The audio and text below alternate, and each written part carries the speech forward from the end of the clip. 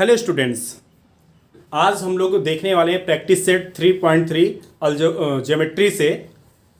Geometry से class 10th के लिए। ठीक है, तो इसका जो फर्स्ट क्वेश्चन है वो देखेंगे, लेकिन उसके पहले कुछ फार्मूले देख लेते हैं। फार्मूला या बेसिक कॉन्सेप्ट बोलेंगे जिसे। तो यहाँ पे देखिए, एक सर्कल हमने ड्रा कर दिया है। इस सर्कल में क्या है, ए ओ बी, यहाँ पे ओ क्या है, सेंटर है, और ओ सेंटर है, और ये क्या है, सेंट्रल एंगल है। थीटा यहाँ पे क्या है, सेंट्रल एंगल है। और ए एक्स बी, ये ए एक्स बी जो आपको दिख रहा है, ये क्या है, माइनर आर्क है। माइनर आर्क मतलब लघु चाप इसे कहेंगे, माइनर आर्क। ठीक है, यहां पे लिख देंगे ऐसे, ए एक्स बी क्या है, आपका माइनर आर्क है।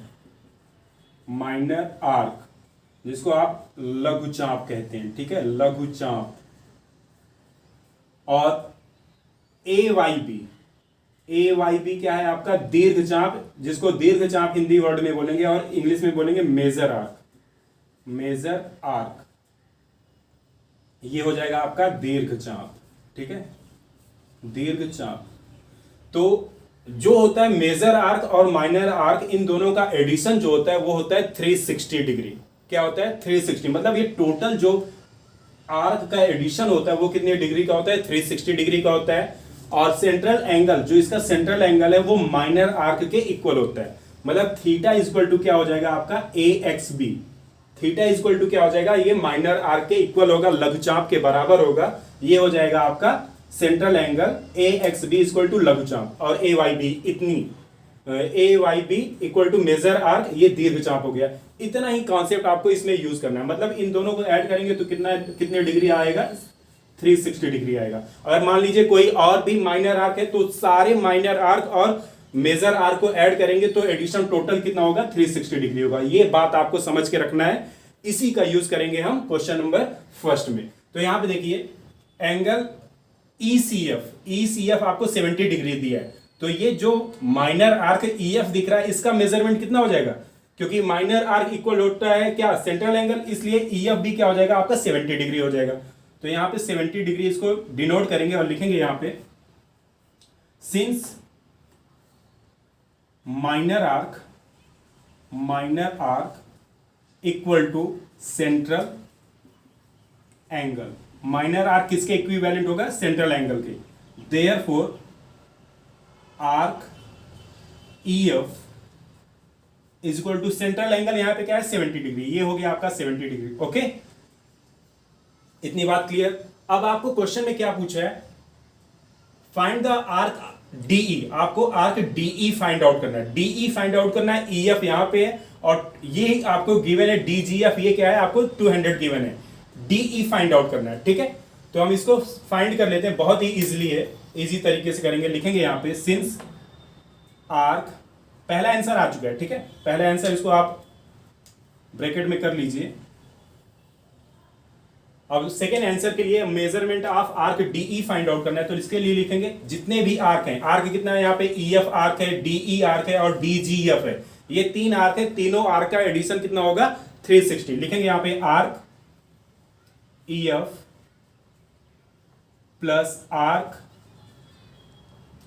DE plus arc DGF is equal to 360 degree. अब इसमें वैल्यू आपको सब्स्टिट्यूट कर देना है, जो भी वैल्यू आपको पता चल गई है। आर्क EF की वैल्यू क्या है, 70, इसके प्लेस पे लिखेंगे 70 degree, plus arc DE find out करना है, इसमें लिखेंगे arc DE plus arc DGF। Arc DGF given है 200, यहां आप लिखेंगे 200। Okay, equal to 360। I hope सबको यहां तक समझा होगा।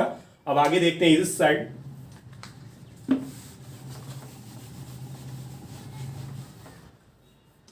ठीक है, तो यहां देखिए, ये 70 और 200 मिलकर क्या हो जाएगा, 270 हो गया। 270 degree plus arc DE is equal to 360 degree. अब साइड चेंज कर देंगे तो arc DE is equal to 360 minus 270। तो arc DE is equal to क्या हो जाएगा, 360 में से 270 निकल जाएगा, क्या आ जाएगा आपका 90 डिग्री। तो ये आपका आंसर नंबर फर्स्ट हो गया इसका। आर्क डीई आपको मिल गया कितना, 90 डिग्री। आर्क डीई आपको मिल चुका है क्या, 90 डिग्री। ठीक है, अब आपको क्या पूछ रहा है, measurement of arc DEF. DEF मतलब यहां से लेकर यहां तक का एडिशन पूछ रहा है, मतलब 90 और 70 को ऐड करना है। तो लिखेंगे since arc D E F is equal to arc D E plus arc E F, तो इनको क्या कर देना है, ऐड कर देना है। आर्क डीई की वैल्यू अभी आपने फाइंड आउट किया 90 डिग्री प्लस ईएफ 70 डिग्री, दोनों को ऐड कर देंगे तो हो जाएगा 160 डिग्री। ठीक है, आर्क डीईएफ आपको क्या मिल गया, 160 डिग्री। इतना ही आपको इस क्वेश्चन में करना था। आई होप सबको ये पूरा क्वेश्चन समझ में आ गया होगा। तो आइए अब देखते हैं क्वेश्चन नंबर सेकंड। इन क्वेश्चन नंबर सेकंड में क्या बोल रहा है, in figure Q R S is an equilateral triangle. Q R S जो एक ट्रायंगल है वो कैसा है, इक्विलैटरल ट्रायंगल है। ठीक है, अब इक्विलैटरल ट्रायंगल किसे कहते हैं आप सबको पता है। इक्विलैटरल ट्रायंगल वैसा ट्रायंगल या ऐसा ट्रायंगल या कैसा भी ट्रायंगल जिसमें तीनों साइड इक्वल होती है उसे हम क्या कहेंगे, इक्विलैटरल ट्रायंगल। और उसके जो एंगल होते हैं मतलब ईच एंगल 60 डिग्री का होता है। ये इक्विलैटरल ट्रायंगल की डेफिनेशन है। मतलब कि अगर इंग्लिश में वर्ड में मैं बोलूं तो a triangle which have 3 sides congruent to each other and having each angle 60 degree is called as equilateral triangle. तो उसी का यूज यहां पे करना है। तो इससे ये क्लियर हो गया कि ये साइड तीनों इक्वल होगी और जो एंगल होगा वो 60 डिग्री ये भी होगा, 60 डिग्री ये भी होगा और 60 डिग्री ये भी होगा। Reason behind it because it is equilateral triangle. I think सबको ये क्लियर हुआ होगा। तो अब देखते हैं, लिखेंगे यहां पे since triangle Q R S is an equilateral triangle. Okay, therefore we can write here angle Q is equal to angle R is equal to angle S is equal to 60 degree. Okay, and segment QR congruent to segment RS congruent to segment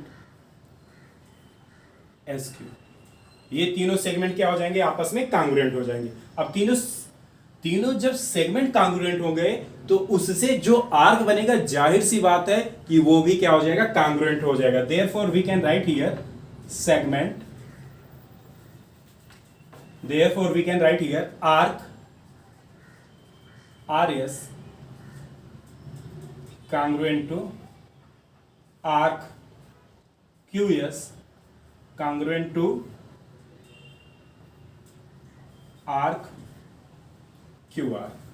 तो इस तरीके से आपका ये question number first solve हो गया। ठीक है, अब इसके क्वेश्चन नंबर सेकंड की अगर बात कर लेते हैं तो क्वेश्चन नंबर सेकंड में आपको प्रूफ करना है। ठीक है, प्रूफ क्या करना है कि क्यू आर एस 240 होगा, मतलब ये 120 ये 120 अगर आ जाता है तो हम कह सकते हैं ये क्या होगा, 240 होगा। यहां पे एक फार्मूला लगने वाला है, वो फार्मूला है, आपको मैं बता देता हूं फार्मूला, और किसी को मैं जल्दी बताता नहीं लेकिन आपको बता दे रहा हूं फार्मूला। ठीक है, वो फार्मूला है इंटरसेप्टेड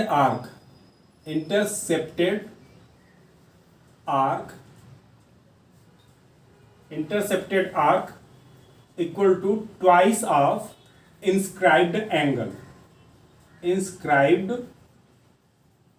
ये फार्मूला होता है। ठीक है, अब इस फार्मूले का यूज हम करेंगे इस एंगल के लिए। देखिए यहां पे ये एंगल अगर यस क्या है, इंस्क्राइब्ड एंगल है, तो इससे आर्क जो ये बन रहा है ये आर्क क्या हो जाएगा, क्यू आर हो जाएगा। तो लिखेंगे यहां पे arc Q R is equal to 2 multiply inscribed angle, यहां पे क्या है, आर्क क्यू आर है अगर, तो इससे इंस्क्राइब्ड एंगल है आपका यस, तो लिखेंगे यहां पे एंगल यस। तो 2 मल्टीप्लाई यस की वैल्यू 60 है, तो ये क्या हो गया 120 डिग्री।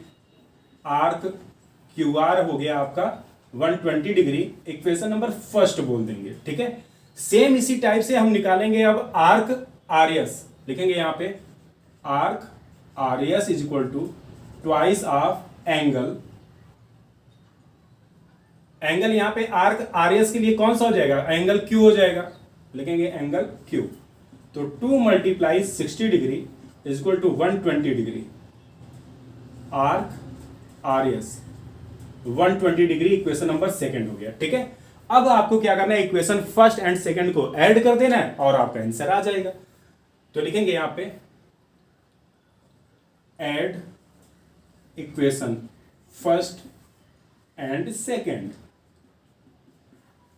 तो इस साइड हो गया आपका arc Q R plus arc R S is equal to 120 plus 120।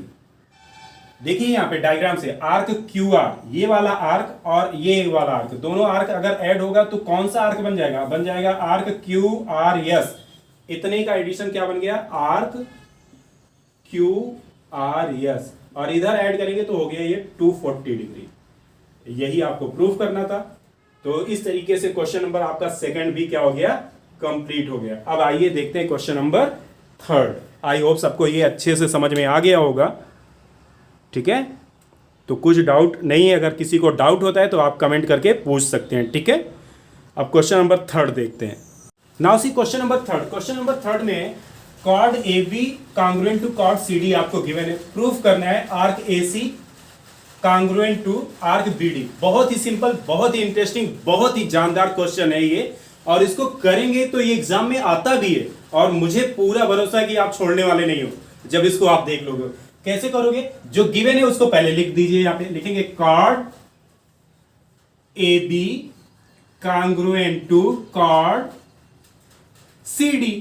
अब chord A B congruent to chord C D ये गिवन है क्वेश्चन में। ठीक है, अब कॉर्ड गिवन है तो इसका आर्क भी क्या हो जाएगा, कांग्रुएंट होगा। Therefore we can write here arc A B congruent to arc C D. Chord A B congruent था कॉर्ड सी डी, मतलब ये ए बी कांग्रुएंट था सी डी के। ठीक है, कॉर्ड मतलब सेगमेंट, ये एकदम कांग्रुएंट था। अब इसके बेस से ये आर्क क्या हो गया, ए बी कांग्रुएंट हो गया, ए बी कांग्रुएंट हो गया ये सी डी के। ठीक है, अब क्या करना है, आर्क को ब्रेक कर देना है। ब्रेक करने का मतलब 2 पार्ट में डिवाइड कर दो। जैसे यहां पे आर्क ए बी है, ए बी ये वाला आर्क है, जब इसको हम ब्रेक करेंगे तो क्या लिख सकते हैं, arc A C plus arc C B. यहां पर लिखेंगे देयरफॉर आर्क, क्या लिखेंगे, arc A C plus arc C B congruent to, अब इस साइड आर्क सी डी है, आर्क सी डी को स्प्लिट करेंगे, 2 पार्ट में डिवाइड करेंगे तो क्या लिख सकते हैं, C B plus B D. लिखेंगे यहां पे arc C B plus arc B D. अब इसके बाद क्या करना है, साफ साफ दिख रहा है आर्क सी बी इस साइड में है, आर्क सी बी इस साइड है, दोनों साइड आर्क है, तो ये आर्क क्या हो जाएगा, कैंसिल हो जाएगा या कट जाएगा।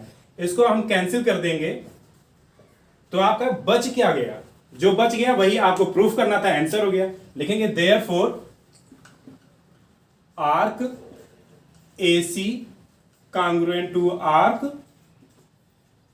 बी डी, ये आपका फाइनल आंसर हो गया, यही आपको प्रूव करना था। लिख देंगे हेंस प्रूव्ड।